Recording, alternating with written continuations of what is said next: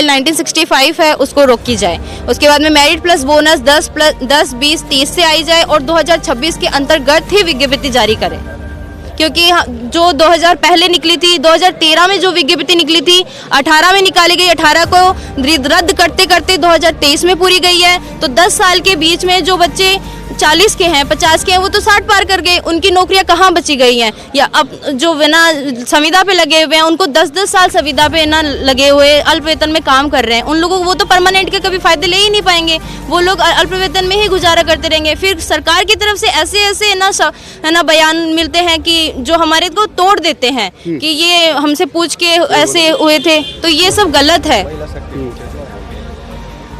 दो पक्ष से पहले सरकार ने हमको संविदा पे लगाया था और संविदा पे लगाने के लिए भी हम लोगों से एग्जाम लिया था, तो दो तरीके से दोनों हाथों में लड्डू नहीं रख सकती सरकार की। कम सैलरी के अंदर, कम वेतन के अंदर भी हम लोगों को संविदा पे भी रख ले और फिर से पुनः एग्जाम करवा के और फिर हमें परमानेंट करे, क्योंकि एग्जाम करके हम संविदा पे लगे, फिर से एग्जाम करके हम लोग ना परमानेंट नहीं कर सकते, क्योंकि संविदा की ड्यूटी भी हम लोगों ने मॉर्निंग शिफ्ट रहती है, नाइट शिफ्ट रहती है, इवनिंग शिफ्ट रहती है और हमारे घर परिवार वाले भी रहते हैं, उनके साथ में हम लोग एग्जाम की तैयारी नहीं कर सकते हैं। हम लोग एग्जाम की प्रिपरेशन करके ही इस कॉन्ट्रैक्ट पे आए थे और कॉन्ट्रैक्ट पे लगने के बाद में तो सरकार को ये सोचना चाहिए कि हमें मेरिट प्लस बोनस के आधार पर हमें ना परमानेंट नौकरी दे, हमें नियमित करे। बीच में तो है ना CSR रूल भी निकला था, हम लोगों को झांसा भी दिया गया था कि 3 साल की नौकरी पूरी होते ही संविदा के बाद में आप लोगों को परमानेंट कर दिया जाएगा, पर उसके ऊपर भी कोई भी फाइल नहीं चली गई है। हमारे जो 1965 की जो फाइल है उसी को बेफालतू ही चलाई जा रही है, बल्कि उसके लिए तो फाइल चलानी ही नहीं चाहिए, क्योंकि 2013 की या जो भी पहले भर्तियां हुई हैं 18 और 23 में, वो सभी उन्हीं नियमों से लाना चली है, मेरिट प्लस बोनस से। केवल हम लोगों को है ना भ्रमित करने के लिए मैं UTP पे लगी थी। UTP पे लगने के बाद में हम लोगों को 2023 में हटा दिया गया था, बल्कि कभी भी इससे पहले कभी भी UTP वालों को या फिर NRHM कभी भी किसी भी है ना संविदा कर्मी को हटाया नहीं गया है। हम लोगों को नौकरी करके रोजगार देने के बाद में बेरोजगार किया है, वो भी अल्प वेतन में हम लोगों को रोजगार दिया गया था और उस पर हम लोगों को बेरोजगार कर दिया गया। ये नाइंसाफी है, बिल्कुल ना शोषण किया जा रहा है सरकार के। समय है, हमारे साथीगण रात को भी रुक रहे हैं, हम महिलाएं भी रात को रुक रही हैं, दिन रात यहाँ बैठे हैं, उन लोगों की से यही आशा लेके बैठे हैं कि हमारी मांगों को पूर्ण किया जाए, भर्ती को जल्द से जल्द निकाला जाए, मेरिट प्लस बोनस से निकाला जाए और जो फाइल चल रही है 1965 वाली उसको रोक दिया जाए। पर किंतु वहाँ से किसी भी प्रकार का हमें संतोषजनक आश्वासन नहीं मिल रहा है और अगर आश्वासित किया भी जा रहा है तो भी उस पर ना ठोस रूप से कार्य नहीं किया जा रहा है। और हमें अब सिर्फ सकारात्मक बहाना चीज़ें नहीं चाहिए, हमें उस पर एकदम पुख्ता ना रिपोर्ट चाहिए कि हाँ आप लोगों की ना विज्ञप्ति जारी कर दी गई है, 10, 20, 30 प्लस मेरिट बोनस से कर दी गई है और 2026 के अंदर ही हमें विज्ञप्ति चाहिए, तभी हम लोग धरना प्रदर्शन ना रोकेंगे। अभी क्या रणनीति रहने वाली है आपकी? मीडिया के माध्यम से सरकार और सरकार के जो अधिकारी उनसे ये कहना चाहता हूँ कि 23 मार्च को डॉक्टर किरोड़ीलाल मीणा जी खुद वार्ता में गए थे चिकित्सा मंत्री के साथ और वहाँ पर चिकित्सा मंत्री जी ने हमसे साफ कहा था कि मैं तुम्हारे साथ अन्याय नहीं होने दूंगा, जिस तरीके से भर्ती होती आई है मेरिट प्लस बोनस उस तरीके से मैं करवाऊंगा, मुझे 2 दिन का समय दिया जाए, क्योंकि उस समय ACS मैडम दिल्ली में थी। डॉक्टर साहब से चिकित्सा मंत्री महोदय ने टाइम लिया और 2 दिन बाद जब हम मिलने गए चिकित्सा मंत्री जी उस माध्यम से लेकर और आज तक चिकित्सा मंत्री जी ने हमसे मुलाकात नहीं की, तो कहीं न कहीं मेरे को ये लगता है कि चिकित्सा मंत्री जी अभी भी राजा साहब वाले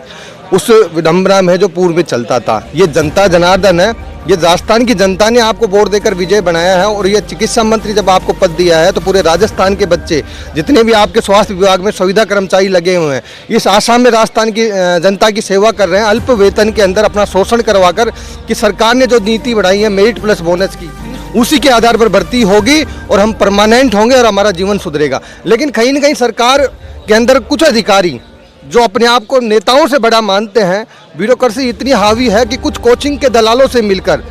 वो अधिकारी इन नियमों में चेंज करना चाह रहे हैं, क्योंकि उनको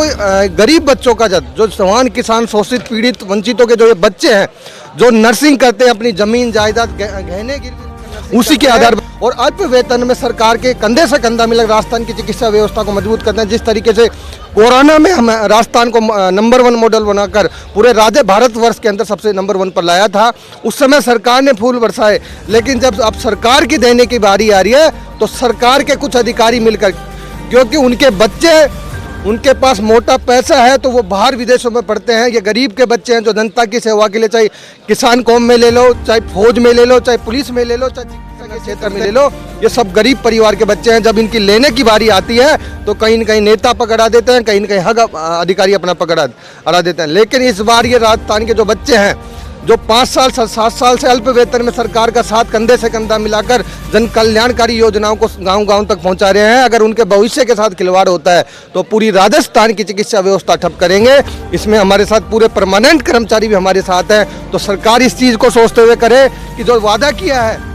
के क्षेत्र में ले लो, राम राज्य में के अंदर जो वादा करते हैं वो निभाए भी जाते हैं। ये हमने पहले भी देखा है और आज भी देखा है। तो इसलिए सरकार अपनी हद सीमिता छोड़कर ब्यूरोक्रेसी में जो अधिकारी हावी हैं उन पर लगाम लगाए और हमारी जो 1965 का जो नियम है उसमें कोई बदलाव नहीं करे। और हमारी जो भर्ती है, नर्सिंग भर्ती, पैरामेडिकल भर्ती, फार्मासिस्ट भर्ती और एएनएम संवर्ग की जो भर्ती है उसको मेरिट प्लस बोनस पे करवाए, क्योंकि ये बच्चे राजस्थान के हैं और हमने आपको वोट देकर इस विधानसभा में इस राजस्थान का मालिक बनाया है। तो मालिक बनकर आप अपना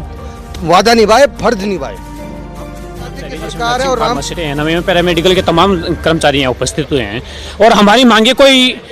ऐसा नहीं है, लीगली हमारी मांगे हैं मेरिट और बोनस पे भर्तियां निकलवाने के लिए। चिकित्सा विभाग की तमाम भर्तियां 13, 18, 23 में जो भर्तियां आई थी वो मेरिट और बोनस पे आई थी। और हम संविदा कर्मचारी है जो अल्प वेतन में कार्य कर रहे हैं, जिसमें एनएचएम के भी कर्मचारी है जिन्होंने एग्जाम दे करके ये वो संविदा का दंश झेला है। तो हम उन्हीं के कर्मचारी है, सरकार के हम निर्देशानुसार कार्य करते हैं और हम इसी वजह से आज सरकार से मांग कर रहे हैं जो भर्तियां है पूरा की बात मेरिट और बोनस पे की जाए। जो रूल्स है 1965 के उसमें किसी भी प्रकार का बदलाव नहीं किया जाए। हम आज माननीय किरोड़ी लाल मीणा जी जो हारे का सहारा कहा जाता है इनको, जो गरीबों के सहारा, जो स्टूडेंट हो चाहे इसे कोई भी पीड़ित शोषित हो, उनके सहारा बाबा है। तो उनके दरवाजे पे हम लोग यहाँ है 15 दिन से लगातार हम लोग यहाँ बैठे हैं और एक उम्मीद और एक आस लगा करके यहाँ बैठे हैं और जरूर हमें पूर्ण विश्वास है बाबा के ऊपर, ये हमारे को जीत दिला के देंगे। जो भर्तियां है पूरा मेरिट प्लस बोनस से होए और जो 1965 19B का जो रूल है